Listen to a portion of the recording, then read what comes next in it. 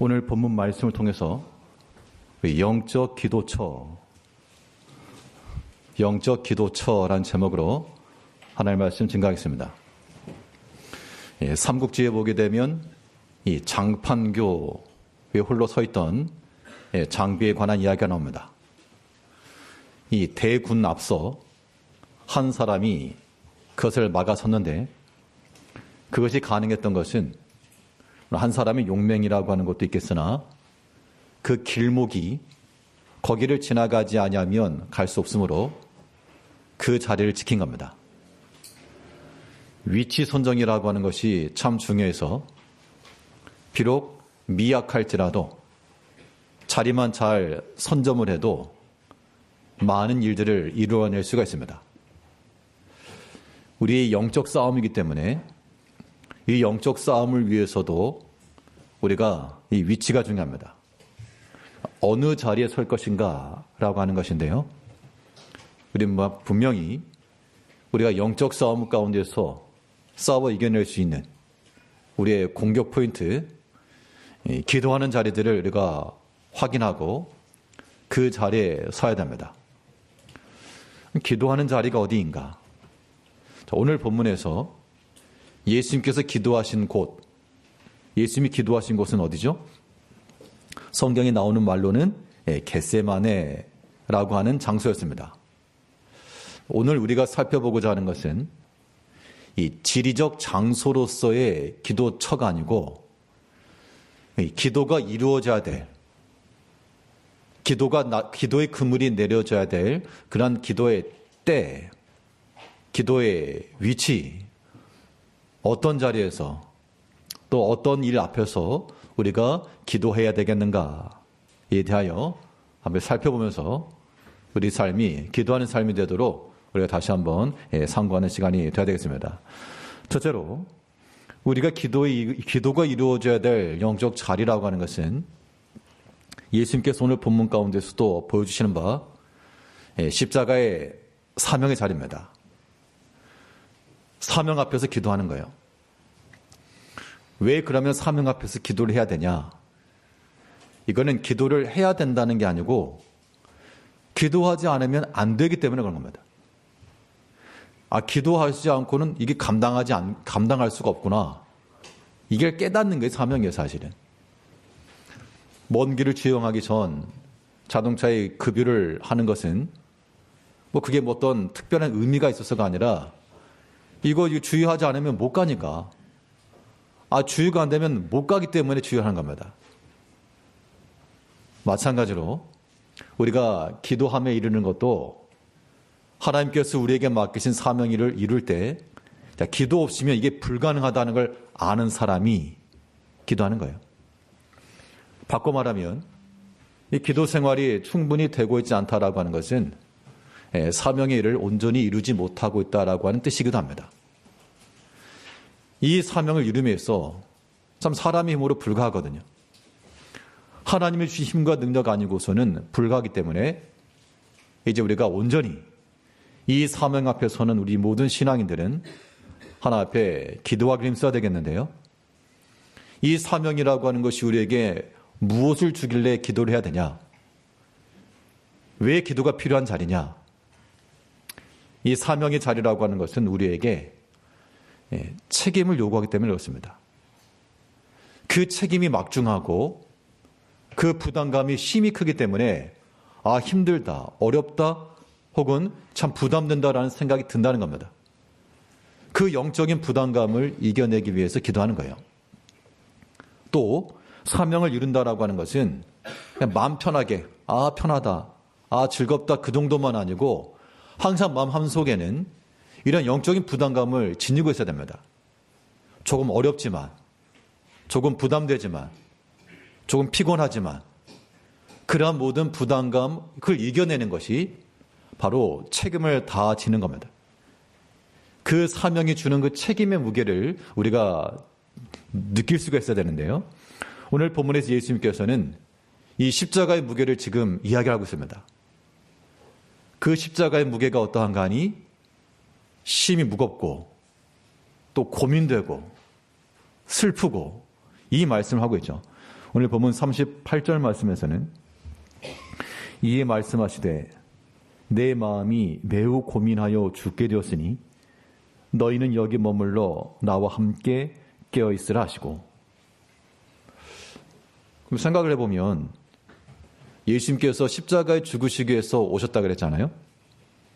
그러면 그냥 질문 내지. 고민하였다. 매우 고민하였다. 죽게 되었다. 뭐 예수님이 이래도 되나? 예수님이 여기서 막 고민하면 어떻게 하시나? 예수님이 슬퍼하시나? 이런 생각을 할 수도 있겠는데요.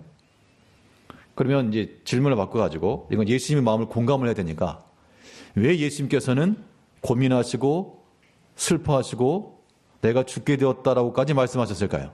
자, 이 마음을 알아야 우리가 주님의 일에 동참할 수 있는 거예요. 예수님께서는 왜 십자가를 지시려고 오셨는데 한 번도 그걸 잊으신 적이 없죠. 그런데 왜 이제 이 앞에서 심히 고민하셨고 죽게 되었다라고까지 말씀하셨을까? 이거 예방주사 맞을 때 주사 바늘 찔리기 전에 무서워가지고 무서워 단 그런 두려움이었을까? 아니면 제자들이 배신한 것이 너무 속상해가지고 그것 때문에 그러셨을까? 근데 예수님께서 고민하시고 슬퍼하시고 마음이 정말 내가 죽을 것 같다. 그런 마음을 지니신 것은 제자들의 배신, 이제 곧 십자가의 그 고통, 그것도 하나의 원인이 될 수는 있으나 우리가 생각해 볼 수 있는 가장 근본적 이유는 이제 곧 하나님과의 단절. 내가 지금까지 단 한 번도 떠난 적 없고 삼위일체 하나님께서 영원전부터 영원토록 함께 하신 그 삼위일체 하나님이시. 이제 그 예수님께서 그의 사랑하신 아버지로부터 외면받고 또 그가 죄인 취급받는 그런 자리에 선다는 것이 그 관계의 단절이라고 하는 것이 예수님을 굉장히 아프고 슬프게 했다는 겁니다. 이 마음 우리가 이해하려면 하나님을 지극히 사랑할 때라 가능한 겁니다.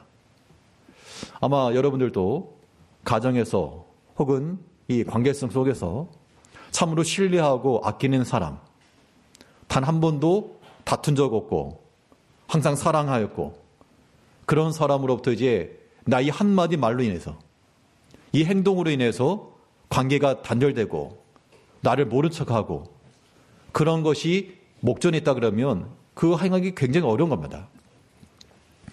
예전에 IMF 때 회사들이 어려우니까 정리해고나 정리 이런 게 있었죠. 그때 이제 인사팀장이나 인사권을 쥐고 있는 사람이 그동안 같이 수고했던 사람들 이제 좀 해고하고 잘라야 되는 거예요. 그래 우리가 생각할 때는 그냥 쉽게 할 줄 생각하지만 그거 쉽지 않은 겁니다. 왜냐하면 한 사람만이 아니고 그 가정 식구들 다 있는데 네 이제 당신이 해고입니다라고 말하는 거 쉽지 않죠. 그런 것 때문에 굉장히 심적 고통받았던 이야기들도 많이 있었습니다. 나의 이 한 번의 결정으로 이 사람과 이제 관계가 끊어지고 외면해야 되고 남이 되어야 된다라고 하는 그 현실이 굉장히 고통스러운 겁니다. 그런 결정하기 힘들다는 거예요. 예수님께서 이 십자가를 앞에 두시고 심히 고민하시고 슬퍼하신 것은 그 하나님과의 그런 관계 단절, 그것이 큰 무게였고 짐이었다는 겁니다. 이런 게 이제 공감이 돼야 우리가 주님의 사랑을 깊이 있게 알 것인데요. 이 말씀을 묵상할 때 제가 간접적으로 한번 어떤 의미일까를 깨달았던 적은 막내 아이가 어렸을 때 TV에 나오게 되면 아이들을 이렇게 훈육해라. 오은영 박사 이런 분들이 하는 말이 애들을 훈육할 때 잘못한 게 있으면 팔을 딱 잡고 발을 딱 이렇게 누르고 안 돼. 이거 단호하게 애가 지칠 때까지 이렇게 해라. 그걸 보고 한번 해야 되겠다. 해서 한 번은 애를 잡는 날이 있을 때 잡았습니다. 그래서 그걸 딱 잡고 밭에 발로 애를 딱 제압한 후에 안 돼. 단호하게. 그러니까 애가 이제 울면서 했던 말이 기억나요. 지금까지 단 한 번도 아빠가 그런 적 없었는데 이렇게 무섭게 대하고 딸 움직이지 못하게 하니까 처음 겪는 일이에요. 울면서 하는 말이 뭐냐면 이게 뭐야 이게 뭐야 이게 뭐야 이게 뭐야. 그러니까 지금까지 그런 경험해 본 적 없으니까 너무 당황스럽고 당혹스럽고 뭐 그런 거죠. 저도 그걸 보면서 좀 짠하긴 했지만 어디 한번 잡는다. 하나님 앞에서 예수님께서도 아마 지금까지 한 번도 경험해 본 적 없는, 이제 하나님을 떠나고 아버지로부터 외면받고 그런 상황에 들어간다는 거, 이거 굉장히 아픈 일이고 슬픈 일이었다는 겁니다. 근데 예수님께서 그것을 하신 거예요. 이것이 예수님께 주어진 그런 책임의 무게였고, 그 많은 대군 앞에 홀로 서 있는 것처럼 그 수많은 죄를 혼자 다 감당하시고, 그 죄를 감당한다라고 하는 게, 죄를 많이 지어본 사람에게는 너 죄이냐 그러면 그래 넘어갈 수 있지만, 한 번도 죄를 지어보지 않은 사람에게 너 죄이냐 그러면 이거 굉장히 감당 못합니다. 사람이 나는 지금까지 한 일평생 거짓말하지 않고 진실하게 살아왔어 라고 하는 사람에게 이 거짓말쟁이, 이 한마디 말은 굉장한 모욕감이 수치인 겁니다. 예수님께서 죄라고 하는 걸 알지도 못하신 예수님께서 세상의 온갖 죄를 지금 다 뒤집어 썼으니 그 죄의 무게라고 하는 것, 우리가 가히 생각할 수 없습니다. 그러나 예수님께서 그 모든 것을 다 뒤집어 쓰신 것은 그 예수님께서 지니셨던 그 책임의 무게 때문에 그렇습니다. 그 마음의 부담감, 슬픔, 고민하여 죽을 것 같은 그런 마음. 그러나 그 사명의 자리에서 예수님께서 이 겟세마네라는 곳에 이르러 기도하시면서 이 모든 때를 지나신 겁니다. 이제 우리 모든 우리 성도들께서도 하나님께서 우리에게 맡기신 믿음의 자리에서 그러니까 아무런 생각도 없고 그냥 마음 편하고 부담이 하나도 없고 그렇게 살아가는 게 믿음 생활 바로 하는 것만이라고는 볼 수 없습니다. 어떻게 보면 현대인들에게는 그게 꿈이죠. 그러니까 예배 시간에 아무도 모르는 곳에 가서 예배 드리고 간섭 안 받고 터치 안 받고. 근데 믿음을 하려고 그러면 참 부담되거든요. 시간도 드려야 돼. 사람들과 관계 속에서 뭐 안 좋은 소리도 들어. 이런 모든 부담감, 고민, 슬픔. 그런데 그것이 바로 우리가 감당해야 될 사명의 무게요. 그런 일 때문에, 그런 것 때문에 우리가 기도하지 않고서 그 일을 감당하기 어렵다는 겁니다. 이제 하나님께서 우리에게 각자에 두신 그 자리에서 마음에 심히 부담과 매임과 무거움이 있을 때마다 그 자리가 이제 우리의 기도할 자리라는 얘기예요. 거기가 우리의 영적 기도처인 겁니다. 예수님께서 그 자리에서 기도하시고 그 이 모든 때를 지내신 것처럼 우리 또한 모든 무거움이 있을 때마다 주 앞에 부탁하고, 기도하라 그러면 괜히 부담되죠. 기도를 어떻게 하냐. 기도라고 하는 단어를 좀 바꾸시면 돼요. 여러분들은 어려울 때 누군가에게 무엇인가를 도와달라고 말한다 그러면 우리 그것을 두 글자로 뭐라 그러죠? 부탁한다 그래, 부탁한다. 기도라고 하는 말이 부담스럽고 못해요 그러면 부탁하는 거예요. 부탁하는 거. 하나님께. 부탁은 누구나 할 수 있는 거 아닙니까? 부탁한다는 것은 내 부탁을 들어주는 사람 앞에서는 안 할 이유가 없죠. 안 하면 손해인 거고. 하나 앞에 이제 우리의 모든 기도 생활도 마찬가지입니다. 하나 앞에 부탁하는 생활이에요. 내 마음에 짐이 무거울 때마다 하나 앞에 기도하시고 부탁하셔서 감당할 수 힘주시고 또 이거 이겨낼 수 있도록 힘주시고, 우리 마음에 짐이 있지만 그 짐을 혼자 지고 가라는 게 아닙니다. 그것을 분담하고 나눠주고 다른 사람들과도 나눔이 있지만 하나님께 짐을 맡기는 거예요. 우리 시편 55편 22절에서는 내 짐을 여호와께 맡기라. 그가 너를 붙드시고 의인의 요동함을 영원히 허락하지 아니하시리로다. 그러니까 마음 가운데 부담이 있고 짐이 있으니까 그게 무거운 거죠. 그래서 저는 못하겠습니다. 와 같은 그런 마음이 들 때, 그때가 이제 기도의 자리인 겁니다. 거기 기도의 그물을 내리셔야 돼요. 그럴 때마다 우리 짐을 능히 지시고 능히 들어주시고 또 가볍게 해주신 그리스도의 멍에를 메고 배우라 그랬으니 우리 주의 마음을 품고 우리의 모든 마음의 짐, 무거운 거 주님께 다 맡기고요. 그러면 일단 우리 마음의 심령의 매임은 줄어드니까 먼저 마음의 평안함을 얻으셔야 되겠고, 문제 해결이 안 되는데 어떻게 되나? 짐이라고 하는 걸 하나님이 오냐 들어주마, 실제로 들어주면 좋겠는데 여전히 나는 무거운 짐 가운데 있는데 어떻게 맡기는가? 하나님께서 들어주시기를 바라는 마음을 가지고 소망의 마음을 가지고 기도하는 겁니다. 이제 우리의 기도가 어디에서 이루어져야 되는가? 하나님께서 우리에게 맡기신 그 사명의 자리에서 책임의 무게가 있을 때 이 일을 감당하다 보면 또 여러 가지 어려움이 있고 힘듦이 있을 때 그때마다 아니 못해요. 그게 아니고 그때가 기도가 필요할 때인 줄 알고 당 떨어지면 당 보충하시는 것처럼 뭐 당연한 수순입니다. 우리 마음 가운데 부담과 무거움과 그런 거 있으면 기도 떨어진 줄 알고 그 자리에 기도하고 그 자리에 엎드려 하나님 의탁하고 능히 우리 짐을 대신 져주시고 맡기면 붙들어 주시는 그 주님께 우리의 모든 짐을 다 맡기며 기도하며 나아갈 수 있는 우리 성도님들이 되셔야 되겠습니다. 그럼 기도의 내용은 무엇이 되어야 되는가? 이 사명의 자리에서 우리가 기도한다 할 때 그 기도의 내용이라고 하는 것은 오늘 예수님께서 하신 기도와 동일합니다. 하나님의 뜻을 찾는 기도가 이루어져야 됩니다. 우리가 사명을 이룬다라고 하는 것도 내가 하고 싶은 거, 그건 사명이 아니에요. 이걸 한 가지 우리 모든 성도님들 가운데도 교회 여러 가지 봉사의 직분도 있고 수고로움도 있지만 때로는 내가 원치 아니하는 것을 의뢰를 받을 때 그때는 순종하셔야 돼요. 그렇지 않고 난 이것만 할 건데요. 자, 이것만 좋은데요. 그거는 사명 감당이라고 말하지 않죠. 사명은 맡겨진 일을 하는 거, 맡겨진 일. 물론 자원하여 제가 이걸 하겠습니다. 어려운 거 하는 거, 어려운 거.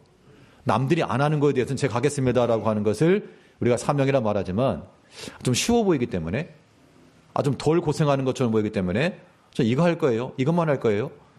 그런 마음은 사명의 마음이 아닌 거예요. 예수님께서 이 십자가 앞에서 저기 어려운데 안 할 거예요가 아니고 아버지의 뜻대로 되기를 원합니다.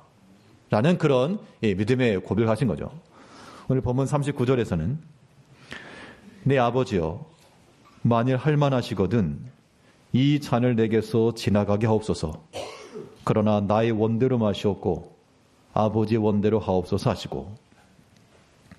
이게 이제 예수님의 기도인데 실상 우리의 기도는 반대예요. 반대. 아버지의 원대로 이건 나 원하지 않으니까 내 원대로 되게 하옵소서. 이게 보통의 기도의 내용이라는 겁니다. 우리 기도하는 거 가만 살펴보십시오. 하나님의 뜻대로 하나님이 명하신 대로 그런 마음보다는 그냥 내가 속상한 거예요. 내가 원하지 않은 거예요. 내 마음대로 되기를 원하나이다. 이런 기도는 바른 기도라 말할 수도 없고요. 기도의 능력이 나타나지도 못할 겁니다. 우리가 하나님 앞에서 믿음으로 살아간다라고 하는 것, 하나님의 뜻을 구하시되 비록 내 마음이 슬픔이 예수님께서 그러셨죠. 내 마음이 고민하고 슬픔이 있고 심히 죽을 것과도 같은 그럴 때라도 나의 원대로가 아닌 아버지의 원대로 되기를 원하나이다. 그 마음을 가지고 지금 구하신 겁니다. 하나님의 뜻을 찾는다라고 하는 것은 우리 양 방향을 생각하셔야 돼요. 먼저는 우리가 하나님 뜻이 어디 있을까? 밖에서 찾아, 밖에서. 그래서 내 밖에 있는 모든 삶과 모든 이루어진 일들 속에서 하나님의 선하시고 기뻐하신 뜻이 어디 있을까라고 하는 것을 찾으면서 우리가 나가야 되겠고, 또 그와 함께 하나님의 뜻이라고 하는 것이 눈에 딱 보여가지고 하나님의 뜻 이렇게 써 있는 것은 아닐 것이니 이제 우리가 여기서 믿음의 분별과 판단이 있어야 됩니다. 이게 하나님의 기뻐하신 뜻인지 아닌지에 대한 믿음의 분별이 있어야 될 것인데 그 분별을 가능케 하는 힘, 그 문제를 풀어내려면 문제를 풀려면 어떻게 해야 되겠죠? 문제 푸는 방법을 알아야죠. 공식을 알고 또 연산법을 알고 수많은 것 가운데서 진품과 가품을 구별해내려면 그걸 구별할 수 있는 실력이 있어야 됩니다. 이걸 이렇게 보니 이건 아니다. 이거는 조금 다르다. 뭔가 분별할 수 있는 능력이 있어야 진품을 골라낼 수 있는 것처럼 하나님의 선하신 뜻과 기뻐하신 뜻을 찾아내는 것도 우리 가운데 그것을 분별해낼 수 있는 그러한 능력치가 있어야 되는데 그 능력이 어디서 나오는가? 하나님의 뜻을 행하기를 기뻐할 때 이것이 가능하려면 이제 우리 밖에서만 아니고요. 우리 안에서 내 심중에 주의 법이 항상 있어서 그 주의 법이 작용을 하고 있어서 걸러내는 겁니다. 하나님의 말씀이 이것은 걸러내라. 이것은 하나님이 기뻐하시는 뜻이 아니다. 그러면 그냥 통과시키고 이것은 하나님이 기뻐하는 뜻이다. 그러면 그것을 선택하는 겁니다. 그 작동이라고 하는 것이 사람의 생각으로서가 아닌 우리 마음 가운데 심겨진 주의 법이 주의 말씀이 그 작용을 하는 겁니다. 그렇기 때문에 하나님의 선하신 뜻을 찾으시려면 하나님의 말씀을 자꾸 듣고 우리 마음속에 충분히 채워놔야 됩니다. 그게 거기서 필터링 되는 거예요. 구정물이라도 필터를 통과해서 깨끗한 물이 걸러지는 것처럼 우리 심중에 있는 주의 법이 사람의 모든 것들을 다 통과시키고 오직 하나님의 기뻐하신 뜻만 도출하게 한다 그러면 이것이 바로 우리가 하나님 뜻을 찾는 방법이요. 그러한 하나님 뜻이 발견되기까지 말씀 의지해서 기도하는 겁니다. 시편 40편 8절에서는 나의 하나님이여 내가 주의 뜻 행하기를 즐기오니 주의 법이 나의 심중에 있나이다 하였나이다. 그러니까 하나님의 뜻을 행하고 그 뜻을 발견하고 찾는 것을 기뻐하고 즐거워한다 그랬습니다. 그 자원하는 마음인데 이런 자원하는 마음, 즐거워하는 마음이 어떻게 생겼는가 보니까 나의 심중 가운데 주의 법이 항상 있어서 그 주의 법이 살아 작동하여 세상에 주는 마음은 걸러지게 하고 오직 하나님의 기뻐하신 뜻은 통과하여 그것이 나의 언어가 되고 나의 행실이 되고 그렇게 해서 주의 뜻을 행했다는 겁니다. 예수님께서도 이 십자가의 사역 앞에서 오직 아버지 뜻대로 되기를 원하나이다. 하나님의 그 계획하심과 그의 약속하심에 근거하여 그의 뜻이 이루어지길 바라고 행하셨던 것처럼 이제 우리의 모든 삶에서도 하나님의 뜻대로 되기를 원하는 마음을 가지고 모든 기도하실 때마다 하나님의 뜻을 찾고 우리 마음속에 주의 법을 항상 채워서 그 말씀을 통하여 하나님의 선하시고 기뻐하신 뜻만 우리 가운데 새겨지고 우리의 행실이 되고 우리의 다음 발걸음이 되기를 힘써야 되겠습니다. 예수님께서 이 겟세마네라고 하는 곳에서 기도하셨습니다. 기도하는 장소로 이 산을 택하셨으나 그러나 예수님의 그 영적 기도는 십자가라고 하는 그 사명 앞에서 이 사명의 무거운 짐과 부담 앞에서 이루어진 기도였습니다.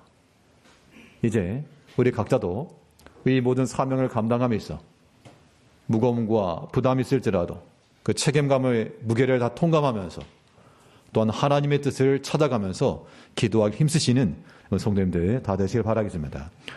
둘째로 우리 기도가 이루어져야 될 그 자리, 어떤 자리에 기도의 그물을 내릴 것인가. 오늘 본문에서 살필 수 있는 바는 우리가 당하는 여러 가지 시험 앞에서 기도하셔야 됩니다.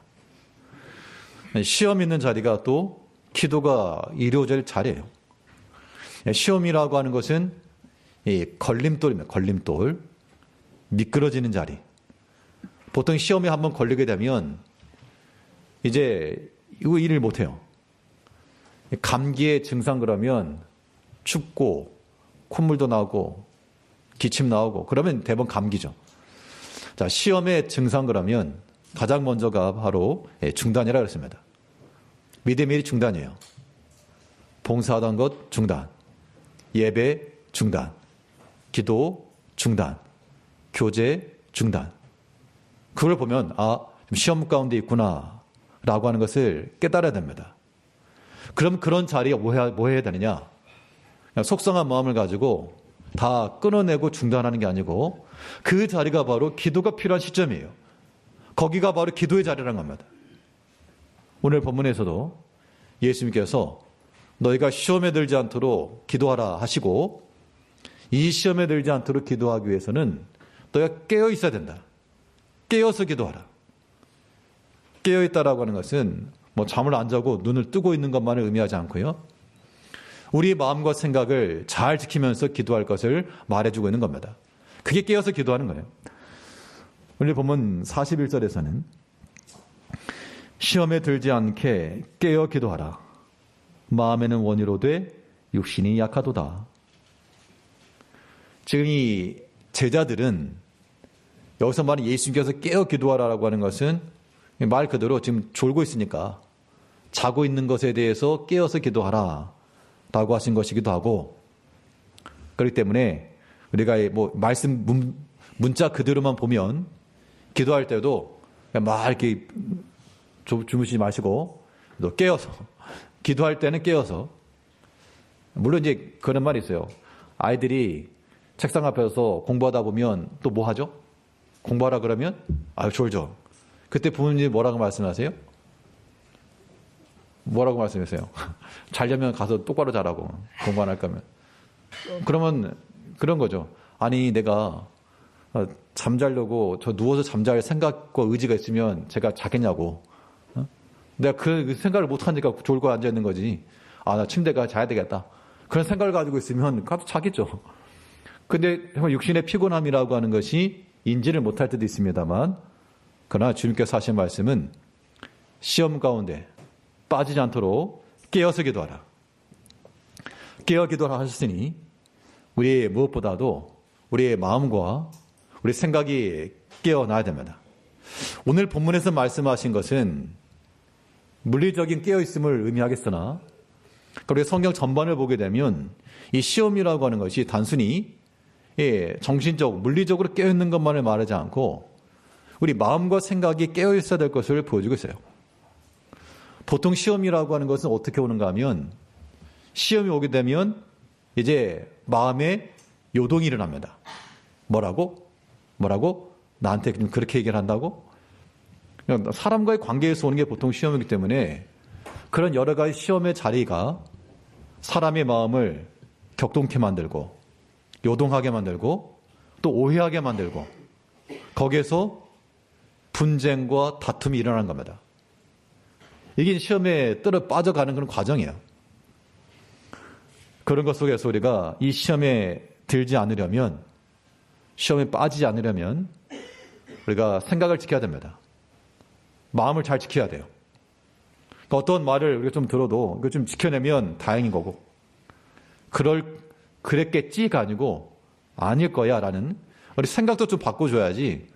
저 사람 저렇게 말했어, 저렇게 행동한 건 나 무시한 거야, 그렇게 한번 생각하게 되면 다 그렇게 보여요. 그게 점점 시험에 빠져가는 길입니다. 그런데 우리가 교회 내에서요, 누구 다른 형제들에게 악감을 가지고 무시하거나 조롱하거나 그런 목적을 가지고 하지 않으시는 것처럼 그렇게 말씀하시면 계십니까 혹시? 없죠. 내가 다른 형제 미워하는 마음으로 찌르를 목적으로 그렇게 하지 않아요. 그래서 사람이 그렇게 느낀다는 겁니다. 그렇게 느끼는 것은 뭐 어쩔 수 없지만 그런 목적을 하는 게 아니니까, 내가 그렇게 하지 않는다는 것은 다른 형제도 그런 목적은 아닐 것이다 라고 생각을 좀 지켜줘야 시험에 빠지지 않는 거지, 그렇지 않으면 이게 점점 삐뚤어지는 거예요. 여기에는 주변에 있는 사람의 역할도 중요합니다. 주변에서 예수님께서 우리의 중보자 되셔서 하나됨과 화평함을 이루신 것처럼 이걸 좀 진노를 막아주고 오해를 풀어주고 이래야지. 옆에서 한마디 들썩이면서 맞아 그랬대 이래버리면 이거는 십자가의 원수의 일을 하는 겁니다. 우리 모든 시험 가운데 있을 때마다 무엇보다 우리의 마음과 생각을 지켜야 되겠는데 어떻게 지킬 것이냐. 우리 육체의 마음과 생각이라고 하는 것은 너무 흔들리기 쉽습니다. 사람이 강한 것처럼 보여도 정말 잔잔한 바람에 감기 드는 것처럼 작은 시험만 이겨내지 못해요.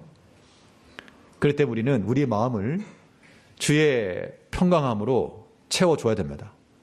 그리스도의 평강이 우리 마음을 주장하시기까지, 주의 마음이 우리 마음에 있을 때까지 예수님께서 제자들의 그러한 배신에도, 종교 지도자들의 대적에도 시험 가운데 빠지지 않으시고 이겨내신 것처럼 그 그리스도의 평강이 우리 마음을 주장할 때, 그때라야 우리의 마음과 생각이 지켜지는 겁니다.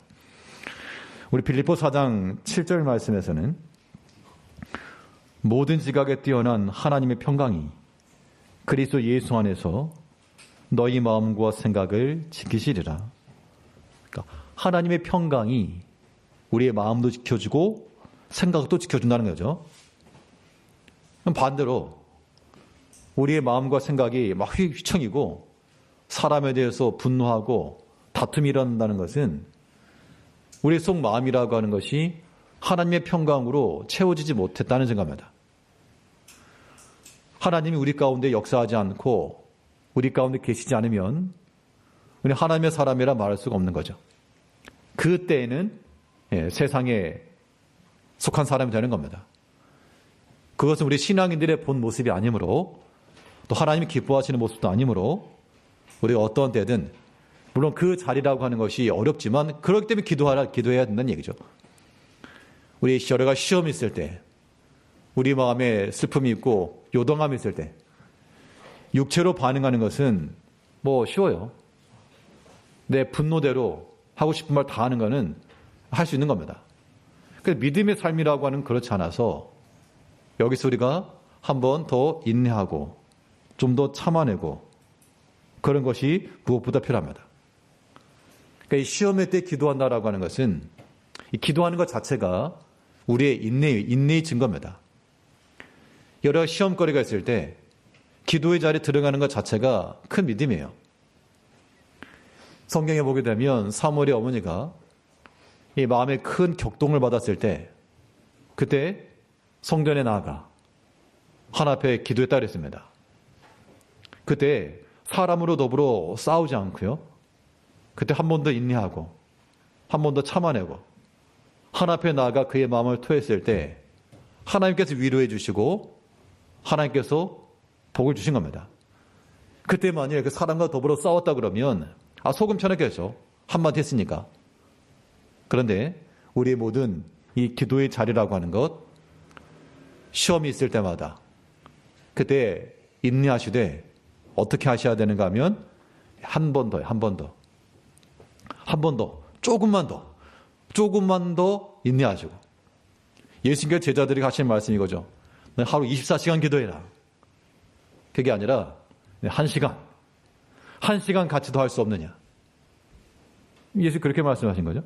오늘 본문 40절을 보게 되면 제자들에게 오사 그 자는 것을 보시고 베드로에게 말씀하시되 너희가 나와 함께 1시간도 이렇게 깨어있을 수 없더냐. 야, 내가 너희한테 뭐 2시간 기도하라 그러디 3시간 기도하라 그러디 그 1시간, 그 1시간 그 조금의 시간, 이거 좀 한 묶음, 한 타임, 요거 좀 인내해 줄 수 없겠느냐.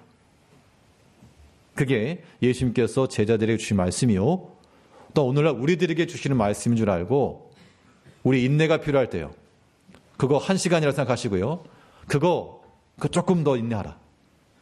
그거 1시간에 해당하는 거다. 그 1시간도 나와 함께 할 수 없겠느냐.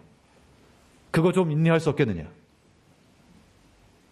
우리 주님께서도 이 모든 걸 다 참아내시고 인내하신 것처럼 우리도 마찬가지로요, 사람이 시험의 때가 오게 되면 사람의 마음을 가지고 판단하기 쉬우나 그것은 영적 싸움에서 지는 겁니다.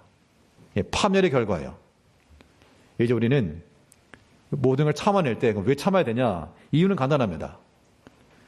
우리가 인내하라 참아라 그러면 싫을 수 있거든요. 왜 나만 참아야 되느냐? 참아야 될 이유가 있어요.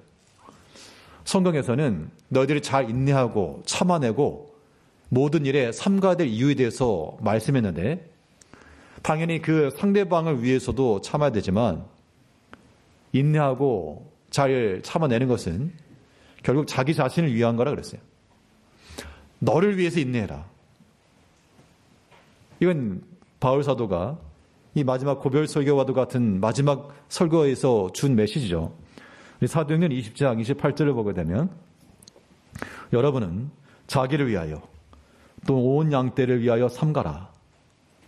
삼가라고 하는 이 말 속에 시험이 있거든 잘 참아내고 인내해라. 그 얘기인데 왜 그래야 됩니까? 라고 하는 그 질문 속에 이게 너희가 맡은 사명의 자리가 있으니 양떼들을 위해서 잘 삼가야 된다. 라고도 말씀하셨고 그 이전에 다른 사람들을 위해서가 아니라 너 자신을 위해서도 삼가라. 절제하고 인내하고 잘 참아내는 것은 무엇보다 내 자신을 위해서 중요한 일이다. 그걸 말해주고 있습니다. 곰곰이 생각해 보게 되면 우리가 만약 인내하지 못하고 이게 사람의 마음을 가지고 표현해 버리게 되면 주워 담을 수 없으니까 그 파멸적 결과 사람이 분노에 사는 말들은 선한 말이 나오기 어렵죠. 결국 이 관계라고 하는 것도 깨지는 그런 말들이 나오게 되어 있고요. 행실도 마찬가지고. 그럼 그런 파괴적인 결말이 무슨 유익이 있겠냐? 그 당시 그냥 펑 터지는 거 말고 무슨 유익이 있느냐? 그런 얘기죠. 우리가 하나님께서 우리에게 명하실 때 때로 여러 시험의 자리가 있을 때 내 마음이 요동하고 분노가 일어난 그 자리에도 좀 더 인내하죠. 한 번 더, 한 시간. 이것이 주님께서 우리에게 요구하시는 인내의 분량인 줄 아시고 다른 사람 위해서가 아니라 나 자신을 위해서라도 잘 참아낼 때 이것이 시험의 자리 가운데서 이겨낼 수 있는 길이 되는 겁니다. 예수님께서 이 십자가를 앞에 두시고 그의 사명에 큰 부담이 있었으나 기도하러 가셨고 또 제자들에게는 시험에 들지 않도록 깨어서 기도하라. 우리에게 기도를 구하신 것만큼 우리 또한 사명을 감당하면서 힘써 기도하시고 여러 가지 시험의 자리가 있을 때라도 마음과 생각을 잘 지키시고 또 좀 더 인내하시면서 이러한 영적 싸움에서 영적 기도가 이루어질 그 영적 기도처 한 사람이 수만의 대군을 막아낸 것처럼 그 기도 자리에 서서 주 앞에 주께서 맡기신 믿음의 일들 잘 감당해 나가시는 성도님들 다 되시길 바라겠습니다. 기도하겠습니다.